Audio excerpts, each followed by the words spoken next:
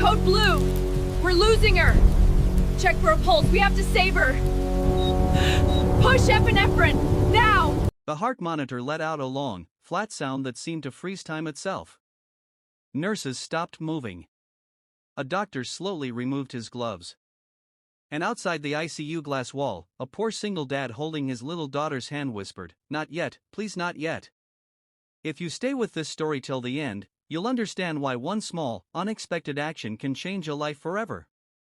And if stories about humanity, hope, and second chances touch your heart, don't forget to like the video and subscribe to the channel, because stories like this remind us what it truly means to be human. Rain was falling heavily over the city that night, turning the bright corporate towers into blurred shadows. Inside the most expensive private hospital in the city, doctors were fighting to save the life of Elena Royce, a powerful female CEO known across the country for building a billion-dollar tech empire from nothing. She was only 36. And she was dying. A rare and aggressive autoimmune reaction had shut down her lungs within hours. She had been rushed from a board meeting straight into emergency surgery. The best specialists had been called. Experimental drugs were being used. But nothing was working.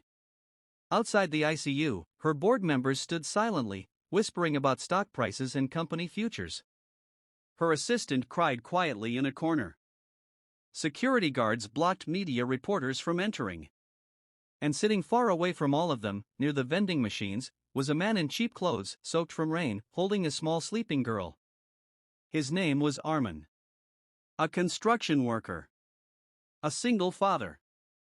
And he didn't belong in this world of private hospitals and billionaires. He was only there because his daughter, Sana, had asthma and needed emergency treatment earlier that night. They had been waiting hours for discharge paperwork because the billing system was down. Armin hadn't slept in 30 hours. His eyes were red, but he stayed awake, watching his daughter breathe peacefully. Then he heard the doctor's words through the ICU door. "She's not responding. Prepare to call time." Something inside him froze. Not because he knew the CEO. Not because he cared about business or money. But because 5 years ago, he had heard the exact same sentence. When his wife died. He stood up slowly, heart pounding. Through the glass, he saw doctors stepping back. Machines blinking warnings. Nurses looking defeated. And suddenly, memories flooded back, hospital lights, doctors shaking their heads, helplessness, regret. Back then, he had stood frozen. Tonight, something inside him refused to freeze again. He walked toward the ICU doors. Security moved instantly. "Sir, you can't go in there. I need to talk to the doctor." "Sir." "Please," he said, louder than he meant to. "Just 1 minute." The desperation in his voice made them hesitate. Inside, a tired senior doctor stepped out. "What is it?" "This is not the time." Armin swallowed. His hands were shaking. "My wife died from respiratory collapse. 5 years ago." The doctor frowned, exhausted. "I'm sorry for your loss, but..." "She reacted to a medication," Armin said quickly. "Her oxygen crashed. They tried everything. But one nurse, just one, tried something different. She manually stimulated her diaphragm. Old technique. Emergency field method. It bought her 3 minutes." The doctor stared. "That's not standard ICU practice." "I know," Armin said. "But I saw it work. I saw her breathe again. Just for a few minutes." The doctor hesitated. Inside, the heart monitor gave another long warning tone. Time was gone.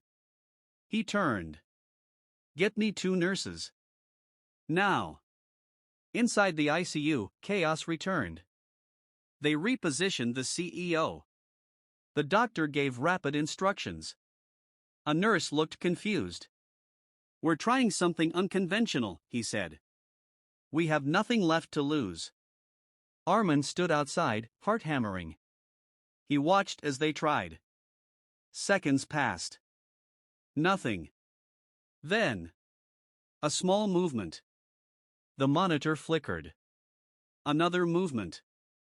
Then a weak, fragile, heartbeat pattern returned. One nurse gasped. Another started crying. The doctor shouted, "She's responding. Stabilize oxygen." Outside, Armin slid down against the wall, shaking. He didn't even realize he was crying. Hours later, the storm had passed. The sky was turning pale blue. The doctor found him sitting beside his daughter, who was now awake and eating hospital biscuits. "You saved her life," the doctor said quietly. Armin shook his head. "No. You did." The doctor smiled slightly. "No. You reminded us that medicine is science, but survival is sometimes instinct." 3 days later, the news exploded. CEO miraculously survives rare medical crisis. But nobody knew why. Except one person. Elena Royce woke up weak, confused, but alive. When the doctor told her the story, she asked one question. "Where is he?" They found Armin outside the hospital, waiting for a bus, holding his daughter's hand. When Elena saw him, she noticed his worn shoes. His tired eyes. The way he stood protectively near his child. "You saved my life," she said. Armin looked uncomfortable. "No, ma'am. I just talked." She smiled weakly. Sometimes talking saves lives. Weeks passed. Elena returned to work slowly.